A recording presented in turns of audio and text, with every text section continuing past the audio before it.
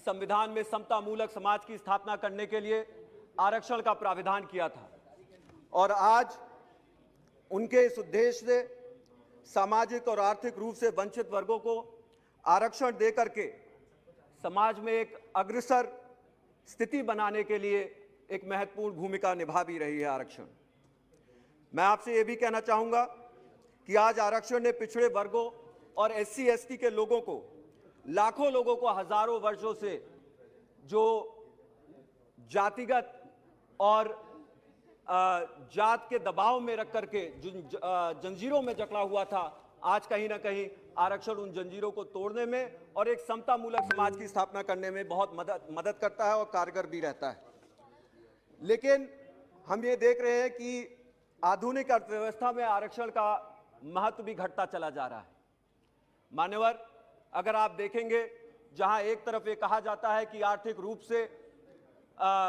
पिछड़े वर्गों को, सामाजिक रूप से पिछड़े वर्गों को नौकरियों में आरक्षण देकर के एक समता मूलक समाज की स्थापना की जाए, वहीं दूसरी तरफ हमें यह देखने को मिलता है कि जितनी भी सरकारी नौकरियां हैं उनको कम कर दिया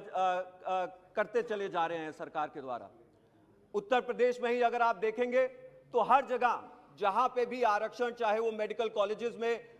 टीचरों के पद पर हो, प्रोफेसरों के पद पर हो, वहां पे आरक्षण खास तौर से ओबीसी वर्ग के आरक्षणों को पूरी तरह से लुप्त कर दिया गया है। उनको इस सरकार ने खाने का काम किया है और दूसरी तरफ ढिंडोरा पीटते हैं कि ये ओबीसी वर्गों के साथ पूरी मजबूती से लगे हुए हैं।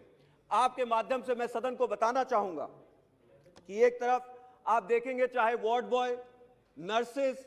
जो कि अभी कोरोना काल में जिन्होंने ज्यादा से ज्यादा काम किया और जान जोखिम में डालने का काम किया, उनकी भी नौकरियां सरकारी नौकरियों से हटा करके सीधे सीधे संविदा पे देने का काम किया गया है, जो कि निजीकरण के तहत होता है। इसमें कौन सा ओबीसी आरक्षण लागू होगा, मैं आपके माध्यम से सरकार से पूछना चाहता हूं। 97% नौकरियां प्राइवेट सेक्टर में हैं, 3% नौकरियां सरकार के पास हैं। इन 30% नौकरियों को भी आप घटा करके सीधे सीधे निजीकरण करके उनको आप संविदा पे देने का काम कर रहे हैं और ढिंडोरा पीट करके संविधान में संशोधन ला करके आप जनता को एक बार पुनः गुमराह करने का काम कर रहे हो। ये प्रयास कर रहे हैं कि जनता फिर से आपके झांसे में आ जाए और चाहे उत्तर प्रदेश का चुनाव हो या किसी और प्रदेश प्रांत में चुनाव हो रहा हो, वहां पे आप फिर से इनको कंफ्यूजन में ला करके इनके वोट को लेने का प्रयास करने का काम करते हैं। लेकिन मान्यवर, आपके माध्यम से मैं इस देश को जरूर बताना चाहूंगा कि सिर्फ और सिर्फ ये सरकार सिर्फ गुमराह करने का काम करती है। ये किसी भी वर्ग के साथ और किसी भी समाज में समता मूलक समाज की स्थापना करने के पक्षधर ये बिल्कुल भी नहीं है। ये अगर चाहते हैं तो सिर्फ और सिर्फ विभाजन की राजनीति करना चाहते हैं मान्यवर, और ये अत्यंत ही दुखदायक है और बहुत ही चिंताजनक है। मैं यहां पे ये भी कहना चाहूंगा कि एक तरफ ये कहते हैं कि इन्होंने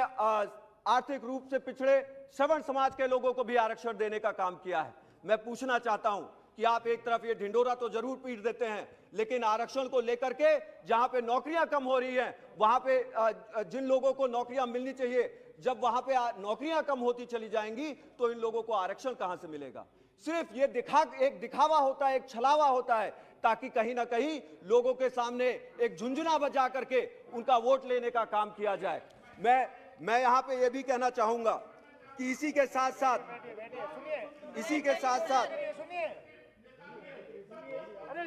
बैठे मान्यवर, अगर ये जातवादी राजनीति से पीड़ित नहीं है तो ये क्या है। आज इनको सबसे ज्यादा दुख इस विषय पर हो रहा है कि यहाँ पे बहुजन समाज पार्टी अपना पक्ष रख रही है। दूसरा, मैं ये भी पूछना चाहता हूँ कि अगर ये विभाजनकारी और जातवादी राजनीति नहीं है तो इसके साथ साथ बीएसपी और बहन कुमारी मायावती जी, आप सुनिए ये क्या कह रहे हैं। मैं यहाँ पे इस चीज को इधर बोलो। बीजेपी के एक सांसद ये कह रहे हैं कि मैं ब्राह्मण होकर के ओबीसी की बात कर रहा हूँ। मैं हिंदुस्तानी हूँ इसलिए इस देश के लोगों की बात कर रहा हूँ। मैं इस देश का रहने वाला हूँ इसलिए इस देश के लोगों की बात कर रहा हूँ। आपको शर्म आनी चाहिए, आपको शर्म आनी चाहिए। समता मूलक समाज की स्थापना करते हुए अगर हम लोग यहाँ पे एक समाज के, एक देश के लिए यहाँ पे इकट्ठा होकर के अगर अपनी बात रख रहे हैं और आपको उसके अंदर जातवाद मानसिकता झलक रही है, तो ये बीजेपी का असली चेहरा दिखाने का काम कर रही है। मैं आपके माध्यम से बताता हूं, एक विभाजनकारी मानसिकता के तहत आज इनका पर्दाफाश होने का काम हो रहा है। मान्यवर, मैं यहाँ पे ये भी कहना चाहूंगा, यदि ये जनगणना नहीं होती है तो देश के हजारों ओबीसी समाज के लोगों के साथ इस जनगणना से उनको वंचित रखना यह बहुत ही सरासर अन्याय है, क्योंकि यह उनके अधिकारों से उनको वंचित करने का काम करता है यदि यह जनगणना उनके सामने नहीं रखी जाती है। इसी के साथ साथ मैं यह भी कहना चाहूंगा कि आज सत्ता प्राप्त करने के लिए सत्तारूढ़ के दल यहां पे निरंतर जातिवादी मानसिकता के तहत साम दाम दंड भेद का इस्तेमाल करते हैं और इसमें कोई शर्म नहीं करते, चाहे वो धर्म के नाम पर नफरत फैलाना हो या फिर आरक्षण को लेकर के वोटों की सौदेबाजी करना हो। जैसा कि हमने देखा कि एक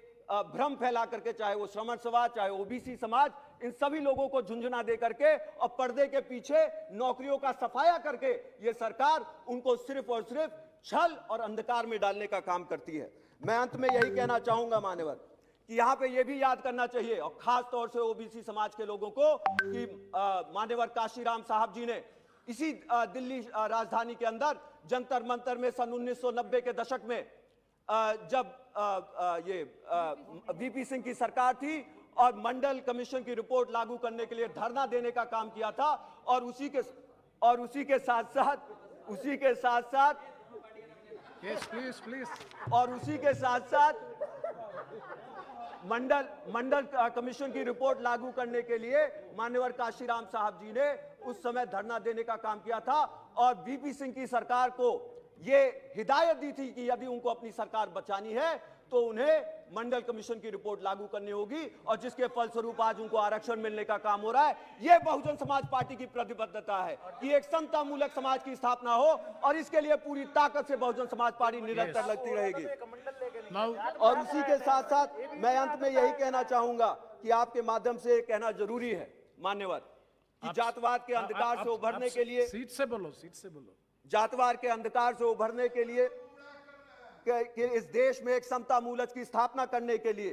हम लोगों को यह बहुत जरूरी है कि हम समान अवसर हर वर्गों को देने का काम करें। और उसके लिए मान्यवर हमें विभाजनकारी राजनीति नहीं करना है, हमें लोगों की नौकरियों के साथ छल कपट नहीं करना है, लेकिन समाज को अग्रसर बनाने के लिए, एक समता मूलक समाज की स्थापना करने के लिए सर्वजन हिताय सर्वजन नारे के तहत जिसपे बहन कुमारी मायावती जी चलने का काम करती हैं, उस पर इस पार्टी को भी चलने का काम करना होगा और तभी एक समाज की स्थापना हो पाएगी जिसमें सभी लोगों को बराबरी मिलेगा, सभी लोगों को समान अवसर मिलेंगे और इस देश का उत्थान होगा। आपने मुझे बोलने का मौका दिया, मैं इसके लिए आपका आभारी हूं। जय भीम, जय भारत, जय हिंद। धन्यवाद। श्री